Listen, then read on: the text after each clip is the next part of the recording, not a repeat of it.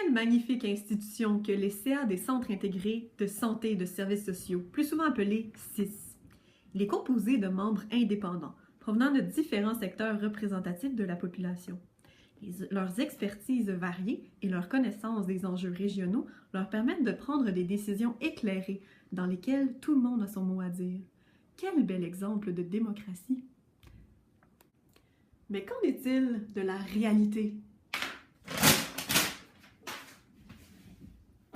La réalité, c'est que le ministère de la Santé et des Services sociaux établit un budget pour chaque région et décide de politiques et lignes directrices qui doivent être appliquées à l'ensemble de la province.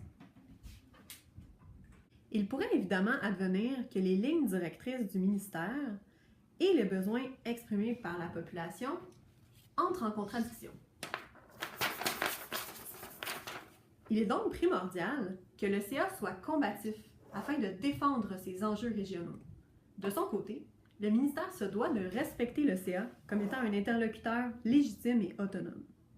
Malheureusement, la loi 10 est venue gravement compromettre l'autonomie et la légitimité des CA, mettant en péril, selon nous, le caractère démocratique de cette institution.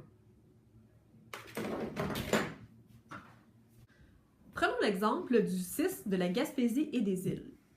Sur son CA siège un petit nombre de membres désignés par leur secteur, tels que le comité des usagers et usagères, le conseil des médecins, les services pharmaceutiques, etc. Le reste du CA est composé de membres nommés par le ministère.